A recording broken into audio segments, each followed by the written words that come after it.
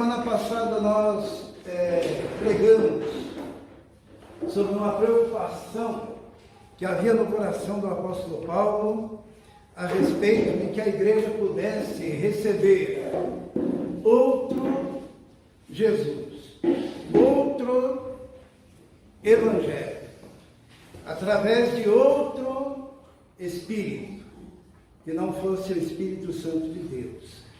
E Paulo começa dizendo essas palavras assim: porque estou zeloso de vós, com zelo de Deus, porque vos tenho preparado para vos entregar como uma virgem pura ao marido, a saber, Cristo. Mas temo que, assim como a serpente enganou Eva com a sua astúcia, assim também sejam de alguma sorte corrompidos os vossos sentidos e se apartem da simplicidade que há em Cristo. Porque se alguém vos pregar outro Jesus, que nós não temos pregado, ou se recebeis outro Espírito, que não recebeste, ou outro Evangelho, que não abraçaste, com razão o sofrereis. Porque penso que em nada fui inferior aos mais excelentes apóstolos. E se sou rude na palavra, não sou contudo na ciência, mas já em todas as coisas nos temos feito conhecer totalmente entre vós. Vamos orar. Senhor, pedimos agora que o Teu Espírito Santo ilumine a nossa mente, o nosso coração. Que o Senhor esteja agindo, Senhor, e que a Tua palavra, que é viva e eficaz, possa se revelar aos nossos corações, ao nosso entendimento, e possamos aplicá-la na nossa vida. Te pedimos isso em nome de Jesus. Amém. Amém. O apóstolo Paulo estava muito preocupado da igreja receber outro Jesus, outro Evangelho, outro Espírito. Mas por que ele estava preocupado? Porque tinha entrado na igreja, era um problema recorrente na igreja primitiva. Isso daqui, falsos apóstolos, que são obreiros fraudulentos, transfigurando-se em apóstolos de Cristo. O que seria um falso apóstolo, né? É isso que nós queremos falar hoje, sobre a questão do apostolado. O que é um apóstolo? Na época de Paulo, os mesmos problemas que nós enfrentamos hoje aconteciam, e surgirem no meio da igreja pessoas, líderes, dizendo que eram apóstolos. E agora, Paulo estava preocupado porque a mensagem desses apóstolos estava desfigurando a igreja. A igreja continuava se reunindo, mas quando falavam de Jesus, era um Jesus diferente. Quando falavam do Evangelho, era um Evangelho diferente. Não era o Evangelho da graça, era o Evangelho da lei, com ensinamentos diferentes. E Paulo, ele até atribui a isso a ação da serpente. Logo no começo ele diz assim: temo que, como a serpente enganou a Eva com a sua astúcia, assim também sejam de alguma sorte corrompidos os vossos entendimentos. E quando Paulo fala desses falsos apóstolos, ele também linka esses falsos apóstolos às obras do diabo, as obras das trevas. Ele diz assim: porque tais falsos apóstolos são obreiros fraudulentos, transfigurando-se em apóstolos de Cristo. O que é transfigurar-se? Eles se apresentavam modificados como apóstolos de Cristo. E Paulo ainda diz assim: e não é maravilha, porque o próprio Satanás se transfigura em anjo de luz. Não é muito, pois, que os seus ministros de Satanás, também se transfigurem em ministros da justiça, o fim dos quais será conforme as suas obras. Era um caldo terrível, que era o caldo de líderes se auto-intitulando apóstolos e trazendo ensinamentos que desfiguravam a igreja, que desfiguravam o evangelho, que desfiguravam a pessoa de Cristo, e havia toda a ação espiritual, mas não era o Espírito Santo agindo. Sabe, hoje nós enfrentamos a mesma coisa. Basta entrar na internet ou ligar a televisão, vai aparecer apóstolo de tudo quanto é tipo, de tudo quanto é jeito, e todos eles falando que estão falando em nome de Cristo, e todos eles dizendo que são apóstolos. Existem comunidades inteiras que submetem-se a determinados apostolados, e o indivíduo aparece na televisão, recentemente agora com o presidente Bolsonaro, alguns apóstolos. E quando o povo de Deus, o povo da Bíblia, olha isso, fica pensando, mas de onde que surgiram esses apóstolos? Que coisa mais absurda! E tudo isso se deve a alguns fatores, eu queria falar um pouquinho sobre isso. O primeiro fator é essa palavrinha que aparece ali, ó, polissemia. O que é a polissemia? Você não sabe? Polissemia significa muitos significados. E a palavra apóstolo é uma palavra polissêmica. É uma palavra que tem mais do que um significado. Isso é um grande problema. Carlos, como é que é o nome disso daqui?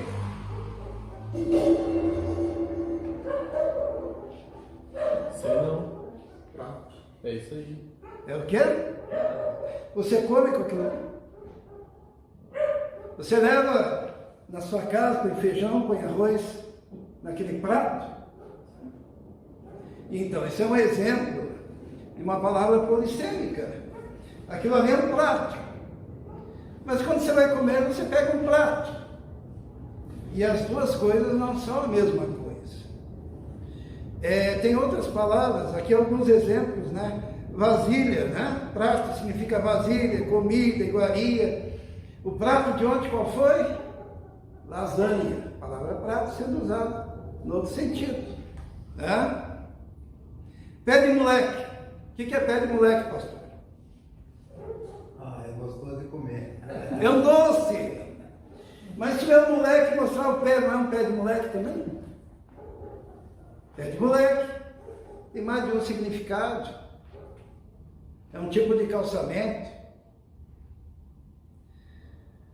E a palavra apóstolo, ela também é uma palavra polissêmica. Ó, latim apóstolos, do grego apóstolos, mensageiro, pessoa enviada à frente. É o que significa a palavra apóstolo. Uma pessoa enviada. De apostolei, enviado, mandar na frente. Formada por apo, de estelen, mandar, enviar. Então a palavra apóstolo, se a gente for traduzir literalmente na Bíblia, significa enviado. Alguém que foi enviado, certo? Então, lá os que defendem que existem novos apóstolos, eles dizem, eu sou apóstolo, eu fui enviado. E lá na Bíblia fala os apóstolos Barnabé e Paulo, mas acontece que eles foram enviados pela igreja de Antioquia. Então, aquela palavra significa alguém que a igreja enviou. Ou quando fala assim, os apóstolos Áquila e Priscila, é porque eles tinham sido enviados. Então, a gente tem um problema aí de tradução. Porque a palavra apóstolo, como função ministerial, se aplica aos apóstolos de Jesus. Daí essa palavrinha apóstolo significa aqueles que viram Jesus, andaram com Jesus, aprenderam diretamente de Jesus. E daí nos outros sentidos, é alguém que foi enviado. Se eu pegar, por exemplo, e mandar a Miriam para ir pregar lá em Borda do Campo, se fosse falar em grego, esse ato da igreja enviar, se usaria a raiz da palavra apóstolo, que significa enviar. Os antigos, pastor Brasil, eles sabiam que a língua era uma coisa meio complicada para as pessoas entenderem. Daí eles começaram a usar uma outra palavrinha. Sabe a palavrinha que é usada quando a igreja envia alguém? Para uma missão? Missionário. Acho que os nossos pais, os pais da igreja pensaram assim, não vamos usar a palavra apóstolo, porque apóstolo é dos 12 discípulos. Vamos usar a palavra missionário, alguém que tem uma missão. Tanto que a gente manda oferta para missionário, manda missionário para a África, manda para a Índia, manda para todas. As igrejas mandam seus missionários. Então, primeiro problema, porque a igreja brasileira está nesse caos em termos de ensinamento, é um problema de tradução e um problema de português também, quando as pessoas não sabem que existem palavras polissêmicas, que têm mais do que um significado. É o caso da palavra apóstolo, no seu original. O segundo efeito é esse cara aqui, ó. O nome dele é Kent E. Hagen, o Hagen. E ele escreveu um livro, esse livro aí eu tirei foto hoje, é meu. Era para estar aqui no estático lá em cima. E nesse livro, esse livro, inclusive eu vi a data, eu tenho ele há mais de 20 anos. Esse cara chamado Kent Hagen, que é o pai da teologia da prosperidade, o pai do pensamento da possibilidade, o pai da confissão positiva, o pai daqueles que são chamados da palavra da fé, o pai de uma baita de uma seita que invadiu o Brasil há 20, 30, 40 anos atrás e que deformou a igreja. Aquilo que Paulo se preocupa lá, de outro Jesus, de outro evangelho, de outro espírito, esse cara conseguiu introduzir na igreja. E nesse livro, ele diz assim que apóstolo é um indivíduo que tem autoridade doutrinária e revelacional sobre a igreja que ele funda. Significa que o que ele disser é. E daí se ele diz, olha, na Bíblia está escrito assim, mas Deus me disse que é assado. Daí a igreja, amém, amém, o apóstolo falou. E daí apareceram muitos. E a igreja foi se modificando. E começou a surgir a teologia da confissão positiva. E começou a surgir maldição hereditária. E começou a surgir a unção do riso. E começou a surgir dente de ouro. E começou todo tipo de palhaçada que faz com que o povo de Deus não seja levado a sério. Esses dias a Elisia me mostrou uns vídeos lá que Deus o livre, né, Elisia? De igrejas submetidas a esses falsos apóstolos, debaixo de outro Jesus, debaixo de outro evangelho, debaixo de outro espírito. Então teve o efeito Kent Hagen, que atribuiu essa autoridade a esses ditos apóstolos. E por que eles fizeram isso? Em primeiro lugar, por má fé. Por quê? Porque imagine você ter uma autoridade absoluta sobre um grupo, hein? Tudo que você falar, você diz, foi Jesus que me revelou, logo é verdade. E daí com que autoridade você fala isso? Eu sou apóstolo. E o que a igreja ensinou, que a igreja tem que obedecer ao apóstolo. Segundo motivo de ter invadido o Brasil, aproveitando-se da simplicidade do povo. O povo é simples. O povo não tem muito conhecimento bíblico. Muitos brasileiros têm dificuldade com leitura. E daí chega alguém se dizendo apóstolo, ensinando essas coisas, e o povo, na sua simplicidade, começa a aceitar, começa entregando os seus bens, começa se submetendo a rituais, achando que esses rituais vão de alguma maneira abençoar a vida deles. E essa questão da simplicidade do povo é uma coisa muito perigosa. Jesus um dia ele falou assim: ai daquele que fizer tropeçar um dos pequeninos. Sabe o que significa pequeninos? A gente sempre imagina que quando Jesus fala dos pequeninos, ele está falando de criança, né? E realmente ele está falando de criança. Só que é muito mais abrangente do que isso.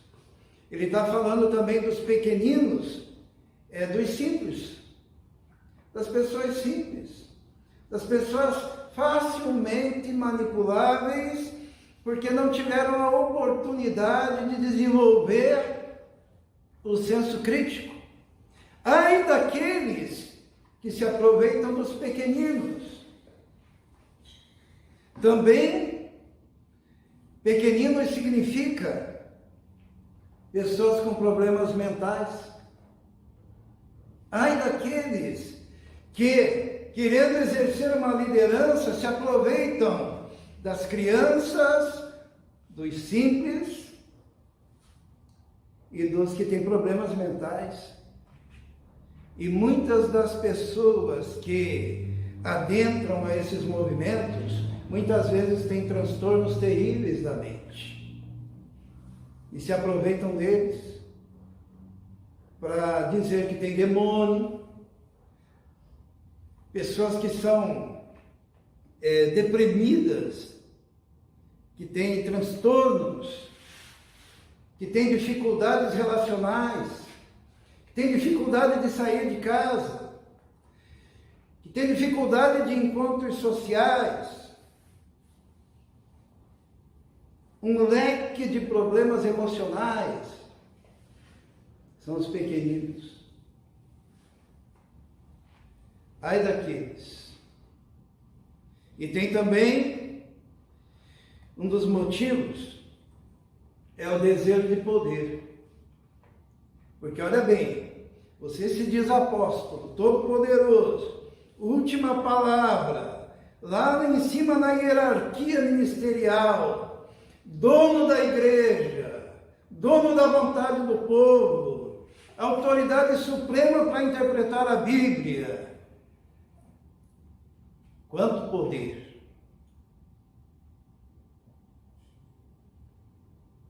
E quanta oportunidade de fraude.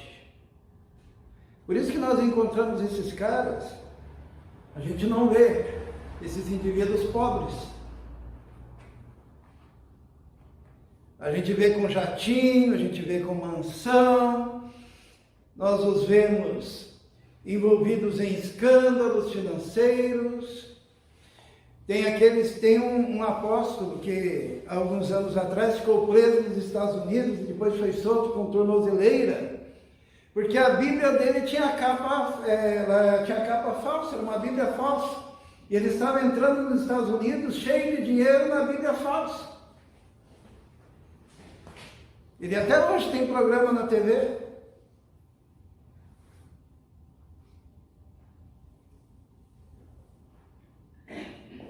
Fraude, por causa do desejo de poder. Mas como que a gente se precaver disso? Será que nós estamos à mercê? porque isso invadiu o Brasil. Aqui em volta mesmo, existem aqueles que estão debaixo da autoridade de um apóstolo, que se considera o apóstolo do Brasil. Colocaram uma capa nele, colocaram uma coroa nele, fizeram uma cerimônia quando ele tomou posse do Brasil como apóstolo, submetendo de alguma maneira a outro Jesus, a outro Espírito, a outro Evangelho, a algo que não se coaduna com a Igreja do Senhor. Dê um Google, escreva Pai Apóstolo, os irmãos vão se surpreender. Mas como que nós podemos vencer isso? Existe um elogio que foi feito à igreja de Éfeso, lá em Apocalipse. O pastor Brasil gosta muito do Apocalipse, né? Lá, quando Jesus manda a sua mensagem à igreja de Éfeso, ele faz um elogio à igreja de Éfeso. E sabe qual foi o elogio que Jesus fez? Jesus disse assim, conheço as tuas obras, o teu trabalho, a tua paciência, e que não podes sofrer os maus, e que puseste à prova os que dizem ser apóstolos, e não são, e tu os achastes mentirosos. A igreja de Éfeso foi elogiada por Jesus porque colocou à prova aqueles que diziam que eram apóstolos. E a pergunta que fica para nós, qual seria a prova para ver se alguém é ou não é apóstolo? Qual que seria essa prova? Será que tem a prova real? No tempo que eu fazia o primário, tinha a prova, era chamada de prova real, lembra disso? A gente fazia uma continha e daí tinha a prova para saber se a conta estava certa. Não sei se hoje em dia tem isso também. A conta inversa, né? Então, como é que a gente vai saber se um cara é apóstolo ou não é apóstolo? Será que tem como saber? O cara aparece na TV, o cara aparece na internet, o cara diz que é apóstolo do Brasil, o outro diz que é um apóstolo boiadeiro, e o outro diz que é apóstolo não sei do quê. Como é que a gente pode saber? Será que Deus deixou a gente na mão? Não. No livro de Atos, que é o livro de início da igreja, Deus deixa a prova lá. Dá para fazer a prova.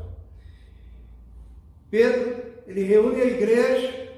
Os irmãos se lembram que Judas era apóstolo? E Judas se suicidou. E daí, em vez de 12, ficou 11. Precisava de um lá para fazer parte do colégio apostólico. E diz assim a palavra, vamos ler que aqui está. E você pode fazer o teste, agora mesmo na sua casa, para saber se os indivíduos são ou não são apóstolos. Está escrito aqui, Naqueles dias, levantando-se Pedro, no meio dos discípulos, ora, a multidão era de quase 120 pessoas, disse, homens e irmãos, convinha que se cumprisse a Escritura, que o Espírito Santo predisse, pela boca de Davi, acerca de Judas, que foi o guia daqueles que prenderam Jesus. Porque foi contado conosco e alcançou sorte neste ministério. Ora, este adquiriu um campo com o galardão da iniquidade, e precipitando, rebentou pelo meio, e todas as suas entranhas se derramaram. E foi notório a todos os que habitam em Jerusalém, de maneira que a sua própria língua esse campo se chama Acéldama, isto é, campo de sangue. Porque no livro de Salmos está escrito, fique deserta a sua habitação, e não haja quem nela habite. Tome outro o seu bispado. Era para escolher outro, né? Quais são os critérios? É necessário, pois que dos homens que conviveram conosco todo o tempo em que o Senhor Jesus entrou e saiu dentre nós. Primeiro critério qual que é? Convivido com Jesus. Quanto tempo? A sua vida inteira. Né? Todo o tempo, desde o início do ministério de Jesus até a sua ascensão. Segunda coisa aqui, ó. Começando desde o batismo de João. Lembra lá quando João pregava? Então, João batizava no deserto, né? Então, o cara tem que ter convivido desde o batismo de João até o dia que entre nós foi recebido acima.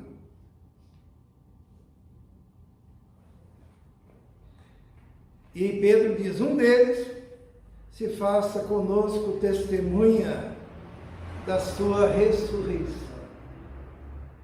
Então eu gostaria de perguntar aos irmãos, qual dos apóstolos atuais cumpre esse critério? Tem. O cara tem que ter quantos anos, pastor? Muitos anos, né?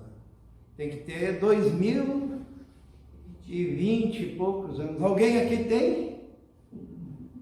Pode se candidatar a ser apóstolo.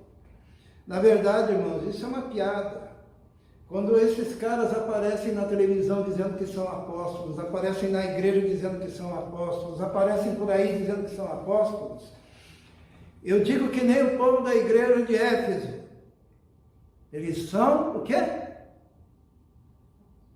O que a igreja de Éfeso dizia? Vamos voltar lá?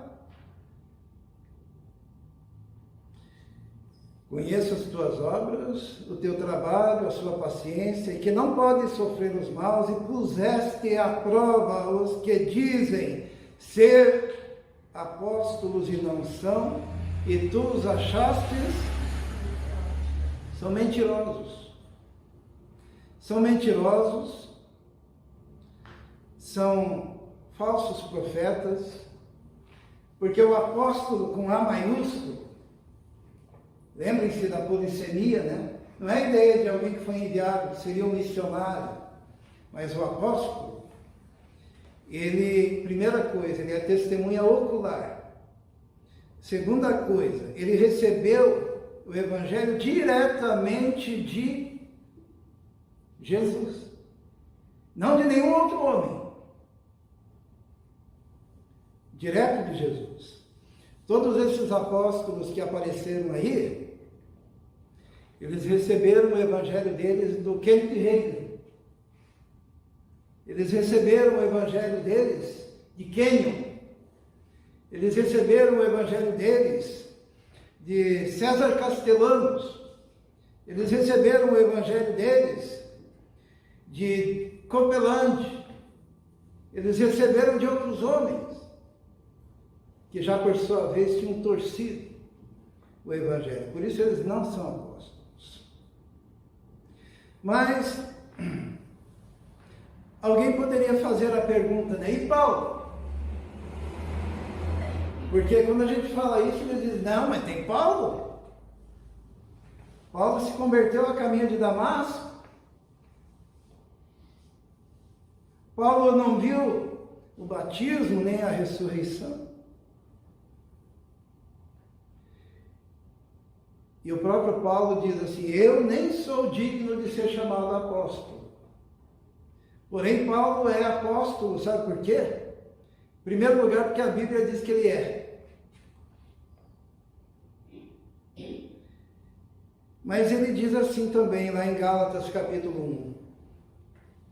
Ele diz assim, Paulo, apóstolo, não da parte dos homens, nem por homem algum, mas por Jesus Cristo e por Deus Pai, que o ressuscitou dentre os mortos. Mas faço-vos saber, irmãos, que o evangelho que por mim foi anunciado não é segundo os homens. Paulo está dizendo, olha, esse evangelho que eu prego, eu não aprendi de Pedro, não aprendi de João, eu não aprendi de nenhum homem.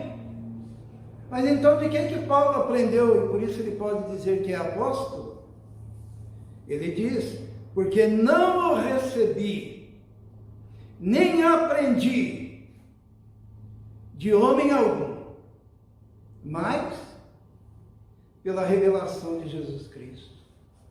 Quando Paulo se converte, quando Paulo está a caminho de Damasco, o Senhor aparece e diz assim, Saulo, Saulo, por que me persegues? Jesus também diz para ele, eu vou te aparecer diversas outras vezes.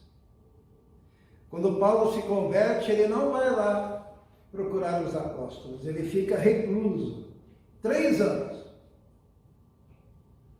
aonde ele aprende coisas inefáveis do próprio Senhor Jesus que o preparou. Ele diz aqui também, mas quando aprouve a Deus, que desde o ventre da minha mãe me separou e me chamou pela sua graça, revelar seu Filho em mim, para que o pregasse entre os gentios, não consultei a carne nem o sangue. O que significa que ele não consultou nem a carne nem o sangue? Ele não foi atrás de homem nenhum.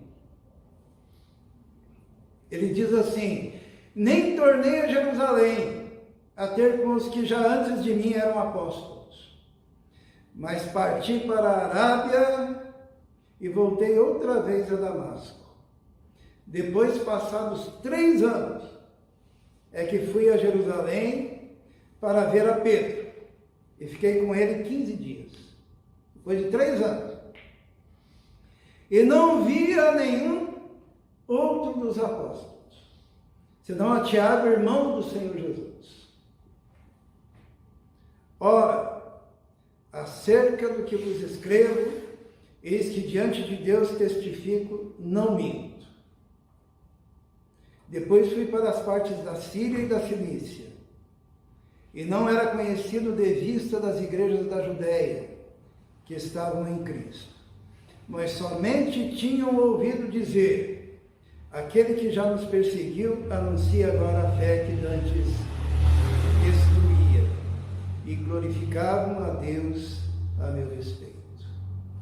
O que Paulo está dizendo? Por que Paulo demora tanto assim para falar assim, olha, eu estou pregando o Evangelho, mas eu não recebi de nenhum apóstolo, eu não recebi de nenhum homem, eu não recebi de carne e sangue, eu nem fui para Jerusalém, fiquei 3 anos recluso. Depois lá em Atos ele diz que o Senhor lhe apareceu, porque Paulo só é apóstolo, porque aquilo que ele pregava, ele recebeu diretamente por revelação do Senhor Jesus. E o Senhor o escolheu. E Paulo diz assim, eu sou como um abortivo. Eu sou alguém que nasceu fora do tempo. É assim que ele fala de si mesmo. Sequer sou digno de ser chamado apóstolo, mas aprouve a Deus me chamar.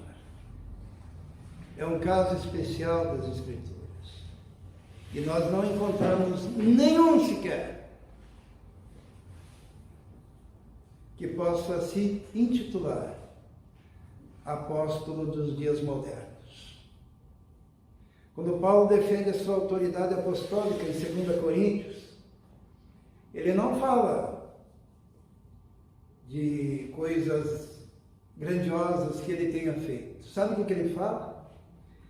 Ele fala das perseguições, dos apedrejamentos, dos naufrágios, das surras que levou com varas e do peso que tinha sobre ele, que era o cuidado das igrejas, dos gentios. Irmãos, hoje eu considero importante a gente falar sobre esse tema, Porque muita gente simples está caindo na lábia desses falsos apóstolos. E hoje nós tivemos um apanhado sobre isso, para que a gente saiba que a palavra de Deus, ela é suficiente. Nós precisamos tomar um cuidado tremendo para não abraçarmos outro evangelho, outro Jesus, debaixo de outro espírito, por conta dos falsos apóstolos e como resultado da nossa própria simplicidade e falta de conhecimento bíblico. A única coisa que defende uma igreja, que defende o povo de Deus, é cada irmão devorando, comendo a palavra de Deus e a lendo com entendimento. Porque muitos falsos profetas saíram. Vamos orar. Senhor nosso Deus, nós te louvamos, porque a tua palavra já é o antídoto para tudo isso. Quando nós lemos a tua palavra, quando nós entendemos a tua palavra, quando o Espírito Santo abre a nossa mente, o nosso coração, nós acabamos por nos firmarmos no fundamento. A tua palavra diz que o fundamento foi colocado. E ai daquele que edifica sobre esse fundamento outra coisa. Nós pedimos que o teu povo seja um povo fundamentado, Senhor, tão somente na tua palavra. Nós te pedimos isso, em nome de Jesus. Amém. Amém. O apóstolo Paulo, lá em 1 Coríntios, ele disse que não se propôs saber outra coisa, a não ser Jesus Cristo. E esse crucificado. A mensagem central do Evangelho é a mensagem da cruz, do nosso Senhor e Salvador Jesus Cristo.